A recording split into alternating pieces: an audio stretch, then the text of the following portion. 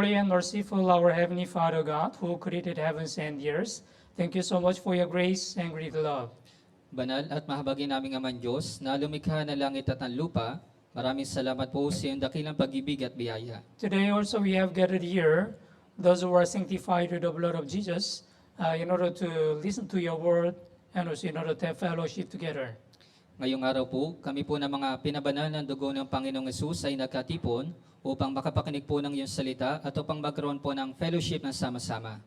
Whenever we gather together, let us get the spiritual strength through the word of God and fellowship.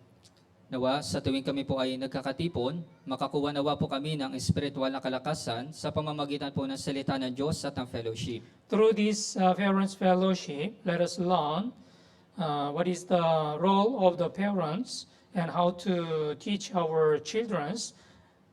Kaya nawa, sa pamamagitan po nitong Parents Fellowship, nawa, maunawaan po namin kung ano po yung tungkulin ng mga magulang at kung paano namin dapat turuan yung aming mga anak. Please give more wisdom and strength to all the brothers and sisters so that we can be used as an instrument of gospel continuously. Pakusap, bigyan niyo po ng karunungan at ng kalakasan ng mga brothers and sisters upang kami po ay patuloy na magamit bilang instrumento ng Ebanghelyo. This week we are going to have a ministers retreat, and also we are praying for Chaong Bible Seminar and Davao Tori Church Bible Seminar in next week.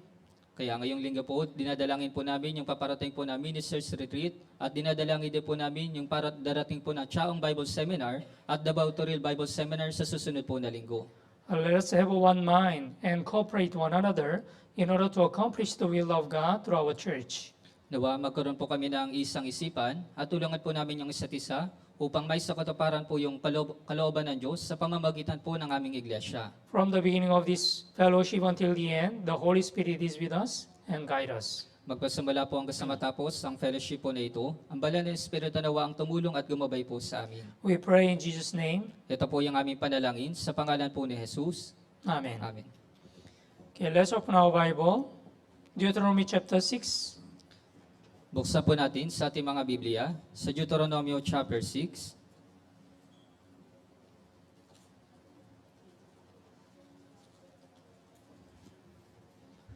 Deuteronomy chapter 6, from verse 4 to from verse 6 to verse 9. Sa Deuteronomy chapter 6, magmula po verse 6 hanggang verse 9. Okay, babasahin ko po. Ang mga salitang ito na aking iniuutos sa iyo sa araw na ito ay ilalagay mo sa iyong puso at iyong ituturo ng buong sikap sa iyong mga anak at iyong sasabihin sa kanila kapag ikaw ay nakaupo sa iyong bahay, kapag ikaw ay lumalakad sa daan, at kapag ikaw ay nahihiga, at kapag ikaw ay bumabangon. At iyong itatali ang mga ito bilang tanda sa iyong kamay at bilang panalis sa iyong noo. At iyong isusulat ang mga ito sa pintuan ng iyong bahay at sa mga pasukan ng inyong mga bayan. Okay. According to this passage in Deuteronomy chapter 6, God commanded Israelites to teach their children with the word of God. Kaya ayon po dito sa Deuteronomy chapter 6, inutos po ng Diyos sa mga Israelita kung paano po nila dapat turuan yung kanilang mga anak.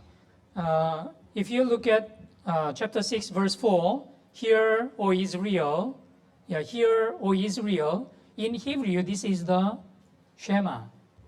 Kaya dito po sa Deuteronomy sa chapter 6 sa verse 4, pakinggan mo o Israel, sa salitang Hebreo, ito po ay Shema. Verse 6, and these words which I command you today shall be in your heart. Verse 7, you shall teach them diligently to your children, and shall talk of them when you sit in your house, and when you walk by the way, when you lie down, and when you rise up. Kaya dito po sinabi po sa verse 7, at iyong ituturo na buong sikap sa iyong mga anak, at iyong sasabihin sa kanila kapag ikaw ay nakaupo sa iyong bahay, kapag ikaw ay lumalakad sa daan, at kapag ikaw ay nahihiga, at kapag ikaw ay bumabangon. In the Christian family, child education is very important. How to teach our children will decide their Christian life after they grow up. Kaya po sa Kristiyanong pamilya, yung edukasyon po ng mga bata, ito po ay napakahalaga dahil ito po yung magtatakda sa kanila pong paglaki. We should not misunderstand. Our Lord entrusted the children to the parents. Kaya hindi po dapat tayo magkaroon ng maling pagkaunawa. Yung Panginoon po ay ipinagkatiwala po yung mga anak sa kanilang magulang. Children does not belong to the parents. Kaya po yung mga anak, hindi po ito nabibilang sa mga magulang. Yeah. That's why we have a responsibility as a parents to teach them and then to take care of them in the right way. Kaya nga po, meron po tayong responsibilidad sa kanila at meron po tayong responsibilidad na alagaan po sila. According to the Bible, Proverbs chapter 22, verse 6, train up a child in the way he should go, and when he is old, he will not depart from it. Kaya sinabi po sa mga Kawikaan chapter 22 sa verse 6, sanayin mo ang bata sa daan na dapat niyang lakaran, at kapag tumanda na siya ay hindi niya ito tatalikuran. Yes, as a parents, we need to teach our children where they should go. What is the right way? What is the right way according to God's will? Kaya bilang mga magulang, dapat po natin turuan yung ating mga anak kung ano po yung tamang daan na ayon po sa kalooban ng Diyos. Yeah. If the children, they receive the right instructions and the right teaching as a children in the Christian family, they will also learn how to serve God. Kaya kung matuturuan po natin sila, yung mga bata, ng tamang, kung ano po yung tamang katuruan, matututunan din po nila kung paano po maglingkod sa Diyos. If you read the Bible, there is a good example. According to our teaching, maybe some children, they will become the good Christian after they grow up. Kaya ayon po dito po sa Biblia, meron po mga mabubuting halimbawa na sa ating pong katuruan, yung ilang mga bata, sila po ay lumalaki na maayos. But if we teach wrong things, or if we didn't teach anything to our children, maybe they will go wrong way. Pero kung hindi po natin tuturuan yung ating mga anak ng kahit na anumang mga bagay, marahil sila po ay pupunta sa maling daan. If you read 1 Samuel chapter 2, there is a good example who failed in the child education. Kaya kung titingnan po ninyo sa unang Samuel sa chapter 2, meron po dong halimbawa na siya po ay nabigo sa edukasyon po ng bata. Who is it?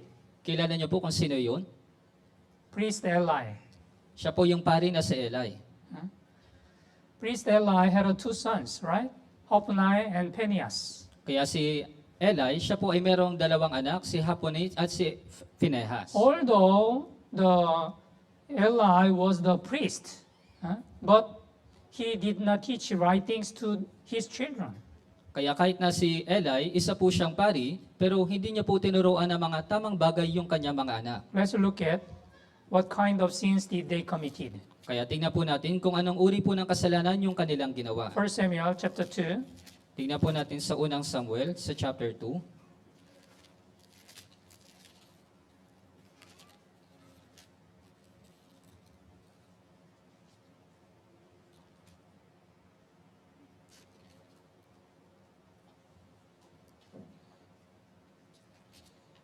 verse 12 and 13.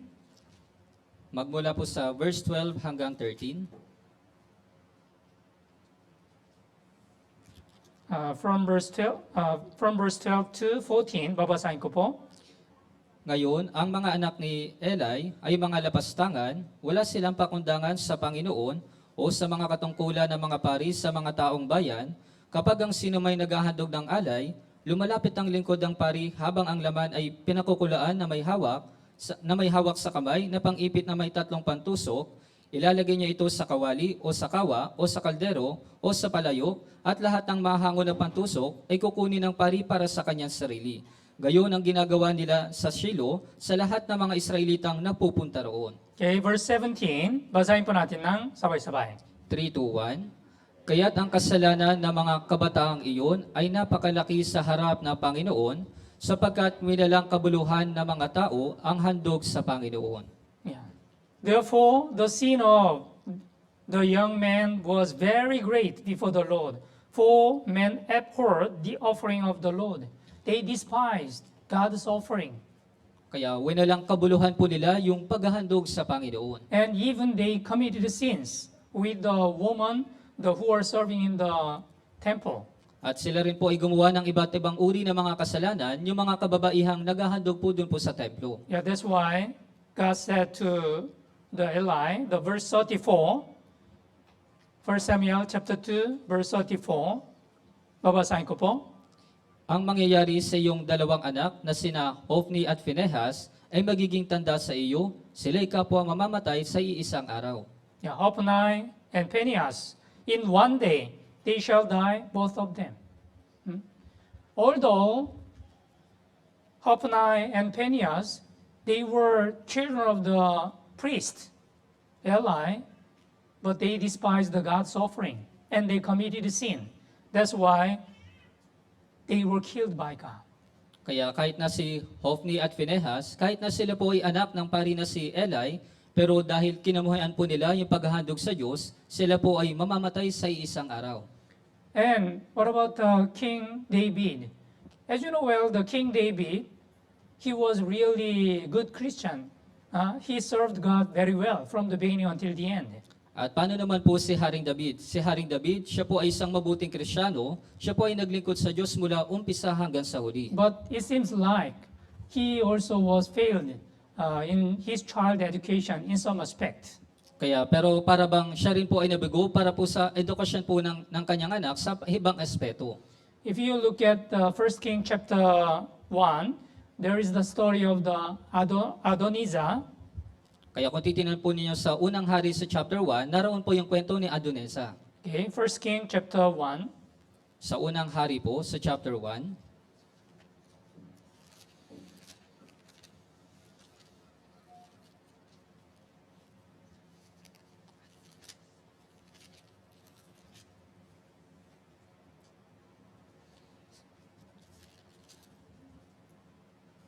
Unang Hari, chapter 1, verse 6. Sa unang hari po, sa chapter 1, dito po sa verse 6, Okay, babasahin ko po.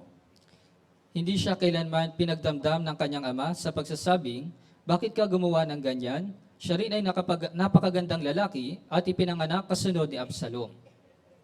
Yeah, he was also very good looking.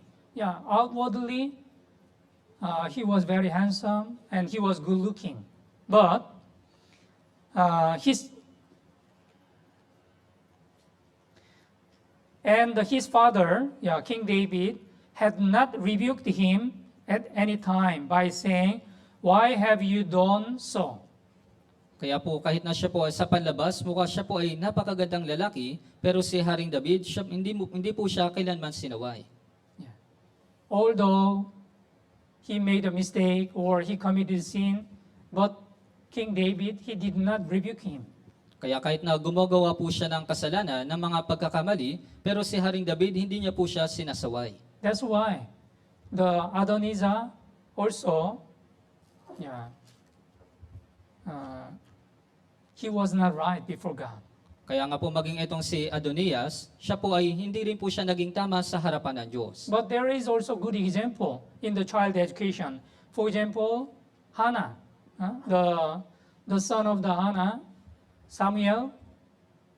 Through the prayer, the Hannah was able to receive the son Samuel. Pero meron din pong magandang halimbawa dito po sa Biblia, si Hannah, yung anak po ni Hannah na si Samuel, sa pamamagitan po ng panalangin, natanggap niya po si Samuel. Hannah made the vows to offer his son to God.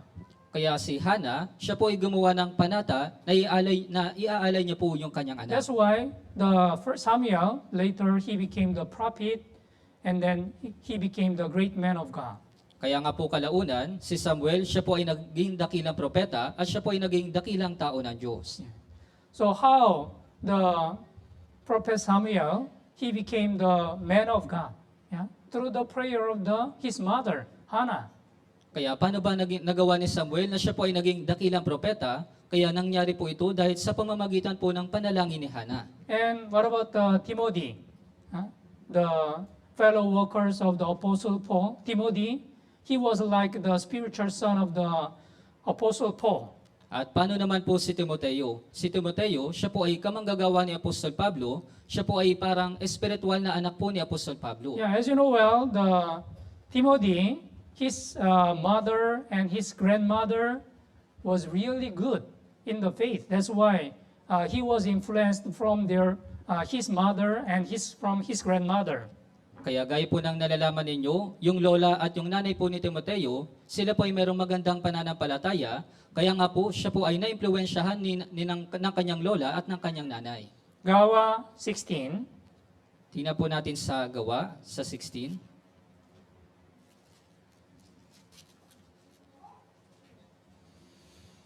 Gawa 16, verse 1.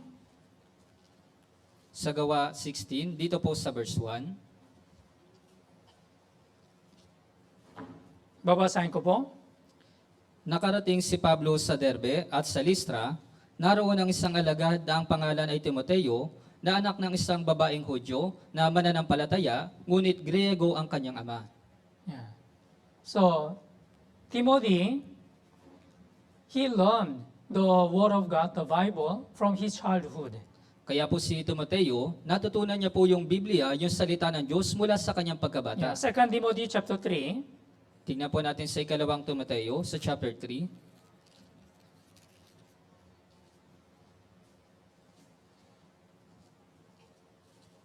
Verse 15.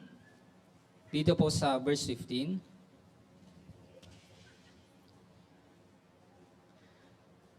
Second Timothy chapter 3 verse 15. Basahin po natin ng sabay-sabay. 3 to 1. At kung paanong mula sa pagkabata ay iyong nalaman ang mga banal na kasulatan na makakapagturo sa iyo tungo sa kaligtasan sa pamamagitan ng pananampalataya kay Kristo Jesus. Yeah, from childhood, you have known the Holy Scriptures. Yeah, in case of the Timothy, he learned from his mother and from his grandmother from his childhood. Kaya sa kaso po ni Timoteo, natutunan niya po yung salita ng Diyos mula po sa kanyang lola at mula po sa kanyang nanay. Yeah, as a parents, it is also very important to teach our children. Kaya bilang mga magulang, napakahalaga rin po na maturuan din po natin yung ating mga anak. Yeah. We need to teach our children first to fear God.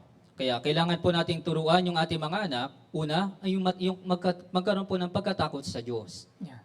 According to the Ecclesiastes chapter 12 verse 13, fear God and keep His commandment. This is the duty of man. Kaya ayon po sa Ecclesiastes sa chapter 12 sa verse 16, matakot ka sa Diyos, ito ang buong katungkulan ng tao. That's why we need to teach our children to fear God. This is the duty of the man. Kaya nga po, napakahalaga po na turuan po natin yung ating mga anak na matakot sa Diyos upang ito po yung ating tungkulin. Yeah. According to the Awit 111 verse 10, the fear of the Lord is the beginning of wisdom. Kaya ayon po sa Awit 111, ang takot sa Panginoon ay pasimula ng karunungan. So, if someone does not fear God, he cannot have the true wisdom from God. Kaya kung mayroong tao na hindi po siya natatakot sa Diyos, hindi po siya magkakaroon ng tunay na karunungan mula po sa Diyos. Yeah, Gawikan, Proverbs chapter 9. Sa Kawikaan, sa chapter 9,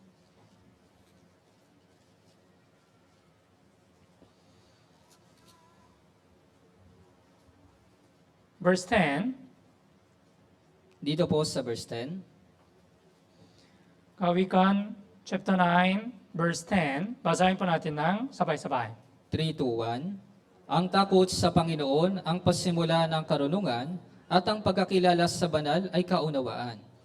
Yeah, the fear of the Lord is beginning of wisdom, and the knowledge of the Holy One is understanding. Who is really wise man? Yeah. Those who really fear God, he will get the wisdom from God, and then he will become wise. Kaya sino po ba yung mga matatalinong tao? Doon po sa mga natatakot sa Diyos, sila po ay tatanggap ng karunungan at sila po ay magiging matalino. It is very important to teach our children to make them to fear God from the childhood. Kaya napakahalaga po para po sa atin na maturuan po natin yung ating mga anak na sila po ay matakot sa Diyos mula sa kanilang pagkabata. Bible teaches if all the family members, if they really fear God, they shall be blessed. Kaya tinuturo po ng Biblia, kung yung lahat po ng pamilya, ng membro ng pamilya ay natatakot po sa Diyos, sila po ay pagpapalain. Awit 128. Sa awit po, 128.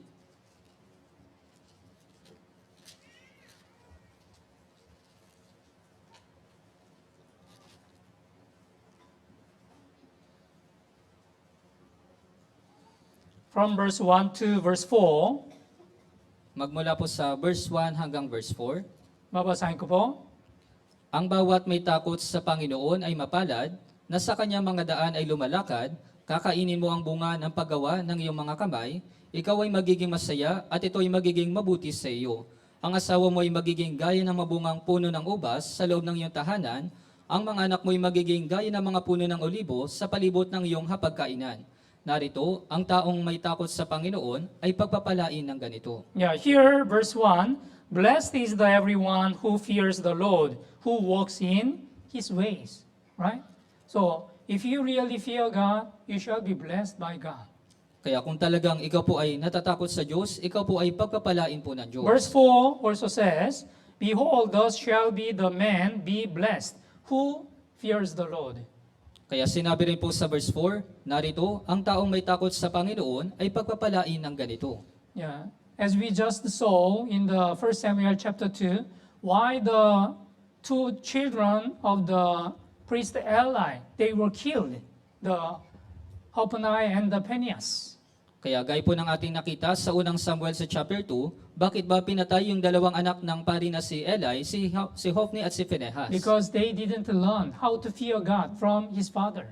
Dahil hindi po nila natutunan yung pagkakaroon ng takot sa Diyos mula sa kanilang ama. They did not have any wisdom because Bible says to fear God is the beginning of the wisdom.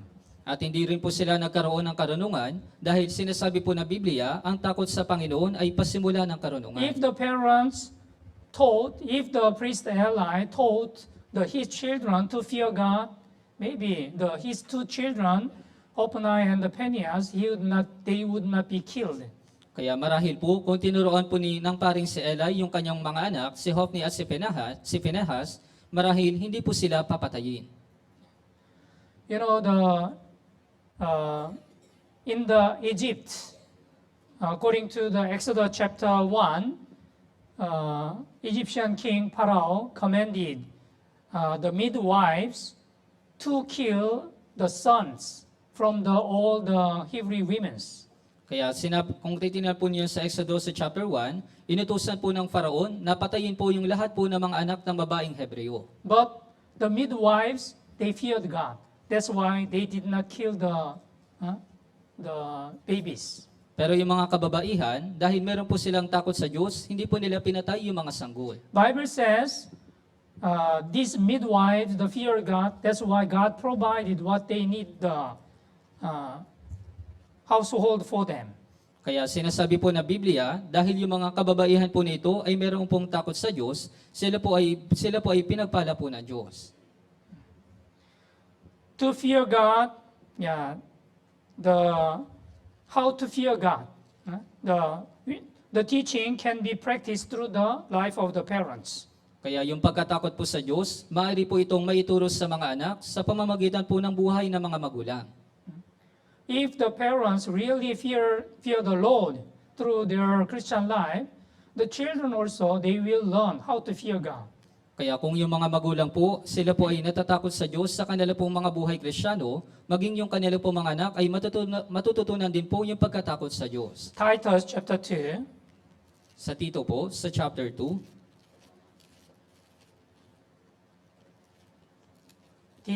Titus chapter 2, verse 7. sa Tito, chapter 2, sa verse 7,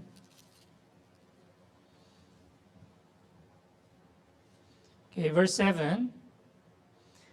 In all things showing yourself to be a pattern of good works, in the doctrine showing integrity, reverence, and incorruptibility.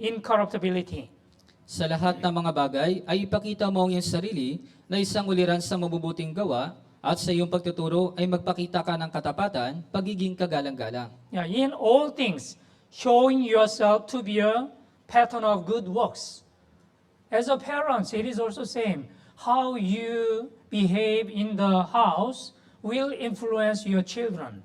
Kaya bilang mga magulang, kung paano ka rin po paano ka rin po nagkakaroon ng ugali sa inyong bahay, ito rin po yung magtuturo sa inyo, ito po ay makaka-impluwensya sa inyong mga anak. For example, if the parents always watching the TV in the house and then they don't read the Bible at all, children also they cannot learn to read the Bible and to serve God. Kaya halimbawa po, kung yung mga magulang po, sila po ay palaging nanonood lamang ng TV sa bahay at hindi po nagbabasa ng Biblia, maging yung mga anak po, hindi rin po nila matututunan kung paano magbasa ng Biblia. What is the Christian life? Kaya ano po ba yung buhay Kristiyano? Whenever we attend the church, we will listen to the sermon through Sunday sermon or Wednesday sermon. Kaya sa tuwing tayo po ay dumadalo sa church, tayo po ay nakikinig tuwing Sunday sermon at tuwing Wednesday sermon. Why we are listening to the sermon?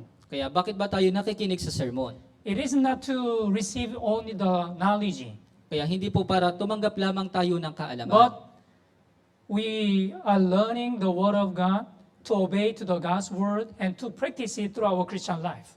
Kundi tayo po ay nakikinig upang matuto po tayong sumunod sa salita ng Diyos at may sabuhay po ito sa ating buhay Kristiyano. Maybe parents will say to their children, you should do this and you should read the Bible and you should attend the church. But what about the parents? If the parents does not show the good example, they will not listen. Kaya marahil kasi sinasabi po ng mga magulang sa kanilang mga anak, gawin mo ito o gawin mo yung ganitong bagay, magbasa ka ng Biblia, pero kung yung mga magulang po ay hindi po nagpapakita ng magandang halimbawa, hindi po ito tutularan ng mga anak. Children will follow the parents. Kaya po yung mga anak, susundan po nila yung kanilang mga magulang. That's why the parents have a big responsibility to teach their children. Kaya nga po yung mga magulang, meron po silang malaking responsibilidad na turuan po yung kanilang mga anak. Yeah. What is our priority in our Christian life? Ano po ba yung prioridad natin sa ating mga buhay Kristiyano? If we have a priority in this world or other things rather than to serve God, the children also, they will learn. They will have a priority on their other things. Kaya kung meron po tayong prioridad dito po sa sanlibutan at sa ibang mga bagay, kung hindi po sa paglilingkod sa Diyos, matututunan din po ng mga anak na sila po ay mag-prioridad sa iba pong mga bagay. Deuteronomy chapter 4, Sa Deuteronomio po, sa chapter 4,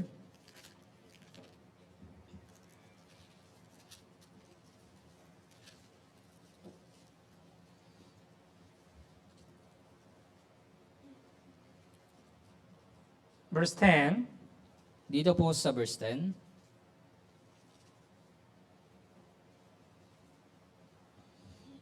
okay, verse 10, babasahin ko po. Nang araw na ikaw ay tumayo sa harapan ng Panginoon mong Diyos sa Horeb, nang sabihin sa akin ng Panginoon, tipunin mo sa akin ang bayan at aking iparirinig sa kanila ang aking mga salita, upang sila'y matutong matakot sa akin sa lahat ng araw ng kanilang buhay sa lupa, at upang kanilang maituro sa kanilang mga anak. Yeah, here, they may learn to fear me all the days they live on the earth, and that they may teach their children. Kaya sinabi po dito, titipunin mo ang aking bayan at ipaparinig sa kanila ang aking mga salita, upang sila'y matutong matakot sa akin sa lahat ng araw ng kanilang buhay sa lupa, at upang kanilang maituro sa kanilang mga anak. What does it mean to to fear God? Kaya ano po bang ibig sabihin na ituro na matakot sa Diyos? In other words, first, we need to teach our children to fear the Word of God. Kaya sa ibang salita po, kailangan po nating turuan yung ating mga anak na matutong matakot sa salita ng Diyos. Yeah. Awit 95, Sa Awit 95,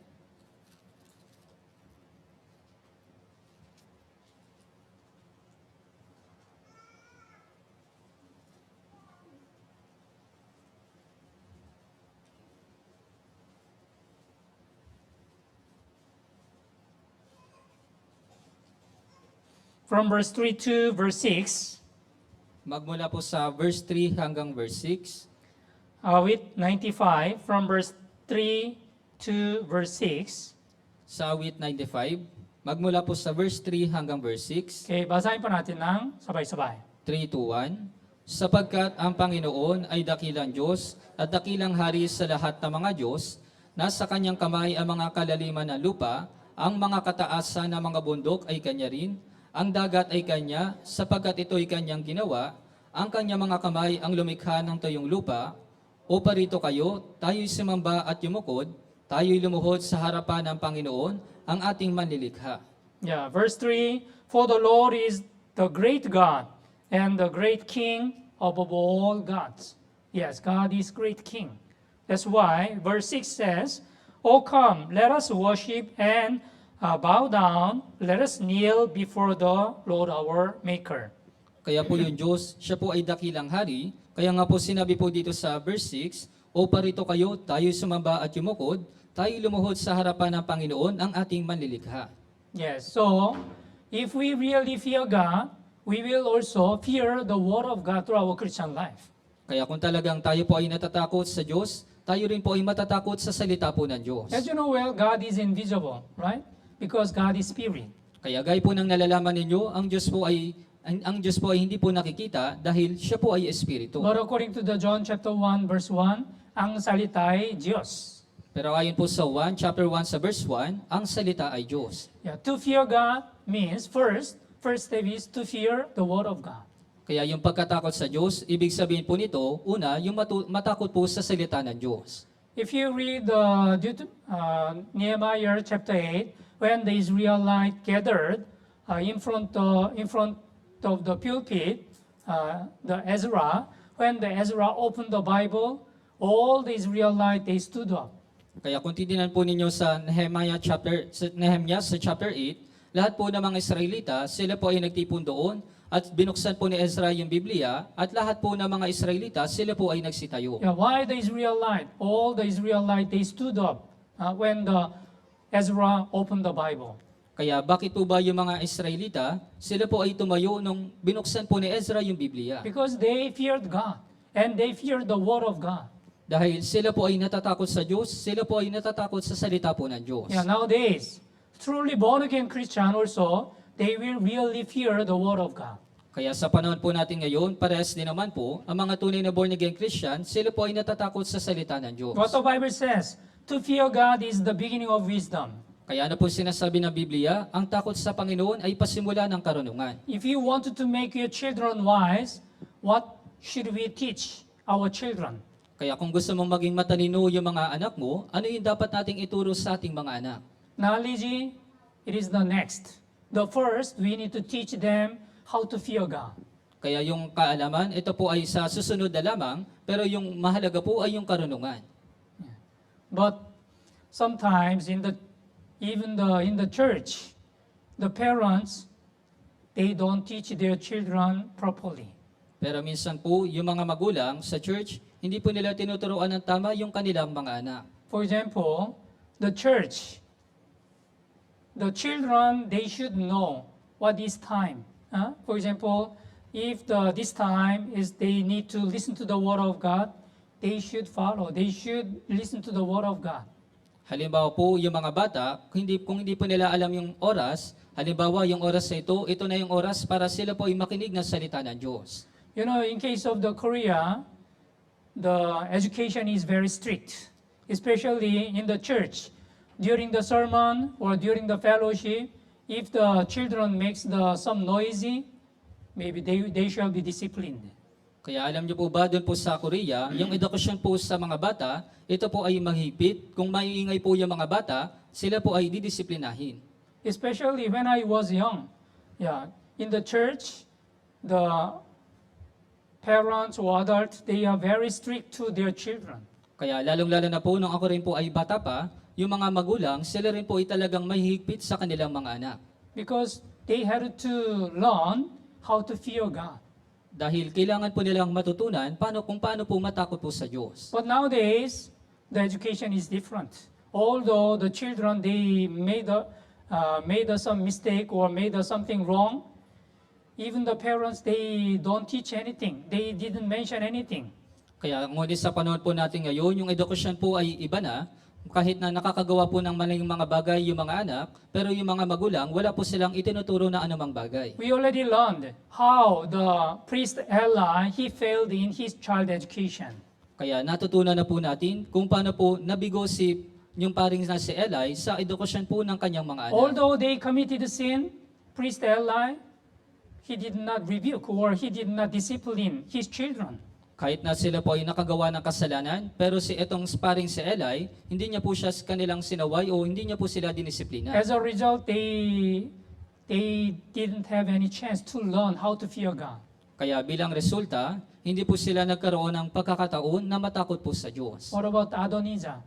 Even the King David, he did not say to rebuke his son, why did you do this? Kaya maging yung anak po ni Haring David na si Adonias, wala po siyang sinabing anuman para sawayin siya, bakit mo ginawa yung ganitong bagay?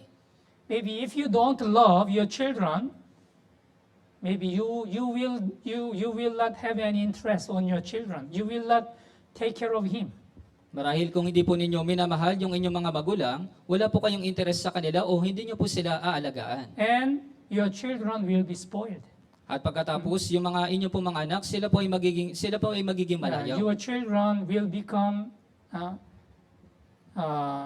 will make another big problem after he grow up. Yung inyo po mga anak, sila po ay gagawa ng mas malalaking problema kapag sila po ay lumaki na. What the Bible says, Proverbs chapter 22 says, train up a child in the way he should go. When he was child, train up. Train up, what is the meaning? We need to train him up. We need to teach him the right things. Kaya gaya po ng sinasabi na Biblia sa Kawikaan chapter 22, sanayin mo ang bata sa daan na dapat niyang lakaran, ano po yung dapat nating sanayin sa kanya na sila po ay matuto sa tamang bagay. Deuteronomy chapter 30, Sa Deuteronomio po, sa chapter 30,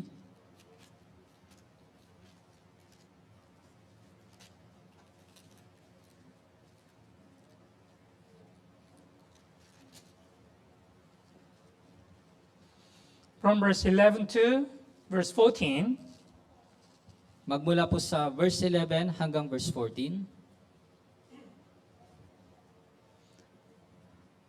Deuteronomy chapter 30, from verse 11 to 14, babasahin ko po.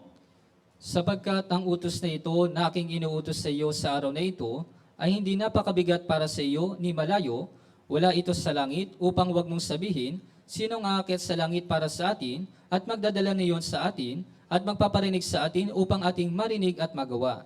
Ni wala sa kabila ng dagat upang wag mong sabihin, sino ang daraan sa dagat para sa atin at magdadala niyon sa atin at magpaparinig sa atin upang ating marinig at magawa. Kundi ang salita ay napakalapit sa iyo, ito ay nasa iyong bibig at nasa iyong puso, kaya't ito ay iyong magagawa. Yeah, for this commandment which I command you today is not too mysterious for you, nor it is far off. What does it mean? It is not too much difficult. Kaya ano pong ibig sabihin, hindi po ito gaanong napakahirap. Verse 14 says, verse 14, basahin po natin ng sabay-sabay. Ulit. 3, 2, 1. Kundi ang salita ay napakalapit sa iyo, ito ay nasa iyong bibig at nasa iyong puso, kaya't ito ay iyong magagawa. But the word is very near you, in your mouth and in your heart, that you may do it. You can do it, right? So if you really love the word of God, and if you really cherish the word of God in your Christian life, the word will be very close to you, and then you can practice it. Kaya kung talagang minamahal po ninyo yung salita ng Diyos, yung salita po ay napakalapit sa inyo at ito po ay inyong magagawang isabuhay. Kawikaan chapter 3. Sa Kawikaan, sa chapter 3,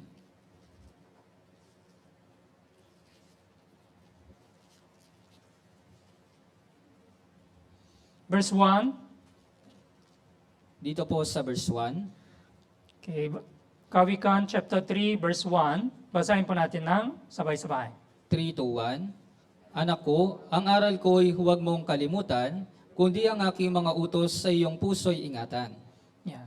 My son, do not forget my law, but let your heart keep my commands. So, we also teach our children how to fear God. Kaya dapat din po nating turuan yung ating mga anak kung paano po matakot po sa Diyos.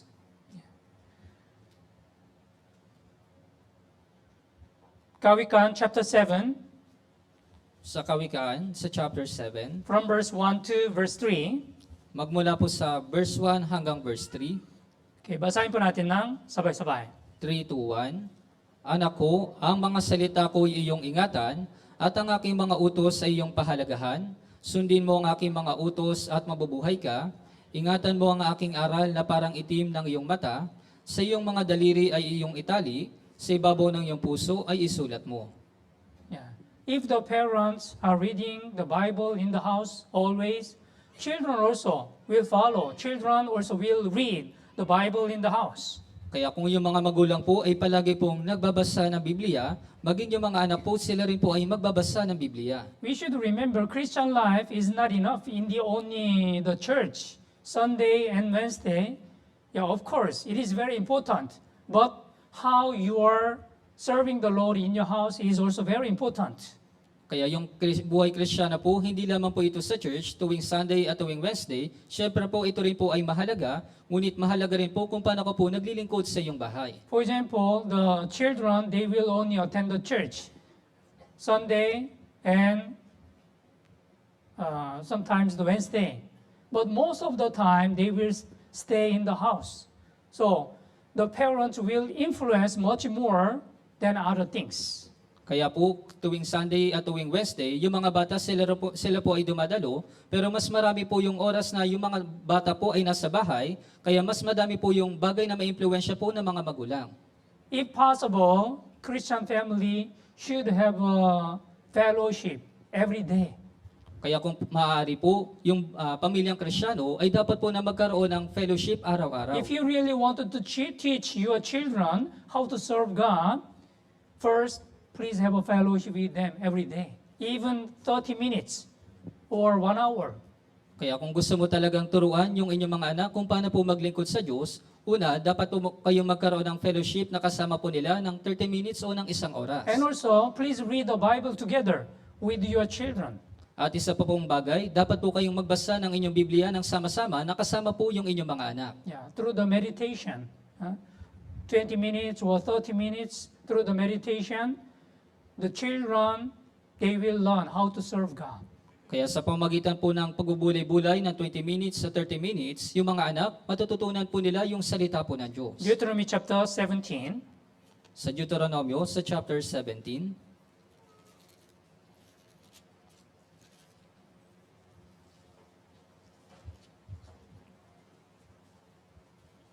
verse 19.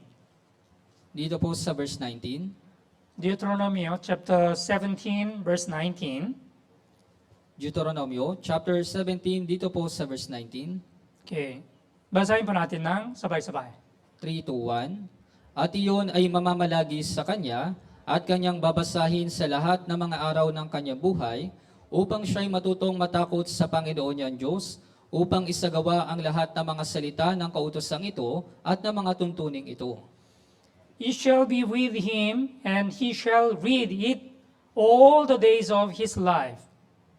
He may learn to fear of the Lord his God, and be careful to observe all the word of this law, these statutes. Yeah. So, all the days, we should read the Bible, and we should meditate the word of God, so that the children also, they will learn how to fear God. Kaya araw-araw, dapat po tayong magbasa at magbulay-bulay po ng salita ng Diyos upang matutunan din po ng mga anak na matakot po sa Diyos. And also, we need to teach our children how to fear the parents. At isa pa pong bagay, kailangan din po natin turuan yung ating mga anak kung paano po matakot sa magulang. When the children learn to fear visible parents, they will also learn to fear God, to fear invisible God. Kaya kung matututunan po ng mga bata na matakot po sa magulang na nakikita, matututunan din po ng mga bata na matakot po sa Diyos na hindi nakikita. If you look at 10 commandments, according to the Exodus chapter 20, from the first commandment to the fourth commandment, it is the commandment we should keep before God. Kaya kung titingnan po ninyo sa 10 utos, doon po sa Exodus chapter 20, yung unang utos hanggang ika-4 na utos, ito po yung dapat po nating sundin para po sa Diyos. But if you look at from the 6th commandment to the 10th commandment, what is the biggest commandment? Except the 4th commandment. Pero kung titingnan po natin doon sa ika-6 hanggang ika-10 utos, ano po yung pinakamabigat po na utos, maliban po doon sa 4 na utos? Honor your parents. Igalang mo ang inyong mga magulang. It is the higher commandment rather than you shall not kill, you shall not murder.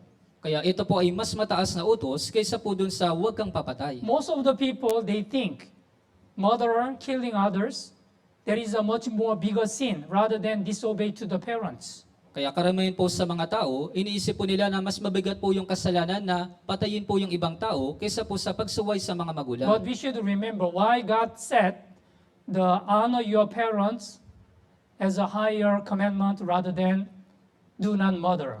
Kaya kailangan po nating tandaan kung bakit po inilagay ng Diyos yung utos na igalang mo ang iyong magulang na mas mataas kaysa po dun sa huwag kang papatay. Because parents, the image of the Father God. Yeah, image of the God. So if the children, they do not how to serve the parents or how to fear God, they cannot also fear God. Kaya yung mga magulang, sila po ay imahe ng Diyos. Kaya po kung yung mga anak, hindi po nila matututunan na igalang po yung mga magulang, hindi po sila matututunan maglingkod o matakot po sa Diyos. Exodus chapter 20, Sa Exodo po, sa chapter 20,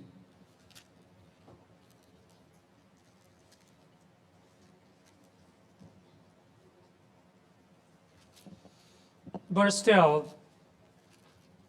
dito po sa verse 12,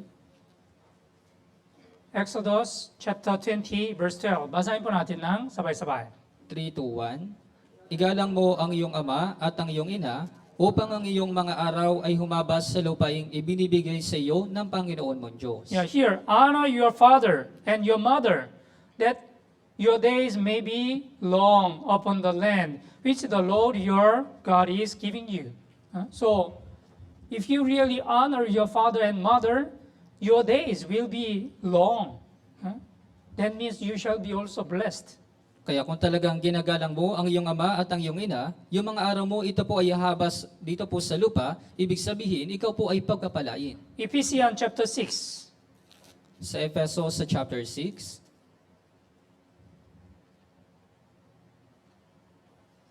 verse 2 and 3. dito po sa verse 2 hanggang verse 3,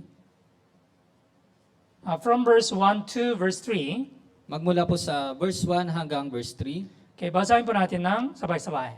3 to 1, Mga anak, sundin ninyo ang inyong mga magulang sa Panginoon sapagkat ito'y matuwid. Igalang mo ang iyong ama at ina, ito ang unang utos na may pangako upang maging mabuti ang inyong kalagayan at ikaw ay mabuhay ng matagal sa ibabaw ng lupa. Yeah. Honor your father and mother, which is the first commandment with a promise, that it may be well with you and you may live long on the earth. You may live long if you really honor your father and your mother. Kaya ikaw po ay mabubuhay ng matagal sa lupa kung igagalang mo ang iyong ama o yung iyong ina. Yeah, that's why it is very important to teach our children to fear the parents also. Kaya nga po, napakahalaga rin po para sa atin na turuan po yung ating mga anak na sila po ay matutong matakot sa mga Yeah, magulang. that is the first step. When the children how to fear their parents, they will also learn how to fear God. Kaya yun po yung pinakaunang hakbang. Kung matututunan po ng mga bata na matakot po sa mga magulang, matututunan din po nila na matakot po sa Diyos. Okay, so today, we learned the importance of the child education. We need to teach our children how to fear God. Kaya ngayon po, natutunan po natin yung edukasyon po ng mga bata. Dapat po nating turuan yung ating mga anak na paano po matakot sa Diyos. That is also our responsibility as parents. Ito rin po ay responsibilidad natin bilang mga magulang. So even the parents, they also should make an effort to train up their children in the right way. Kaya maging yung mga magulang, dapat din po nilang sikapin na turuan po yung kanilang mga anak o sanayin yung kanilang mga anak sa tamang daan. So if the children, if they are growing well in the faith, they will become the servant of God, like Timothy. Timothy, from childhood, he learned from his mother and his grandmother. That's why he become very sincere and faithful, the servant of God. Kaya po kung sila po ay lalaki bilang na mayroong mabuting pananampalataya, kalaunan sila po ay magiging lingkod ng Diyos. Kaya kagaya po ni Timoteo, siya po ay natuto mula sa kanyang lola o sa kanyang nanay. Kaya kalaunan siya po ay naging isang lingkod po ng Diyos. So as a parents, we should not forget our responsibility, how to teach our children. Kaya bilang mga magulang, hindi po dapat natin kalimutan yung ating responsibilidad na turuan po yung ating mga anak. Okay, so because of time, I will finish delivering the sermon here.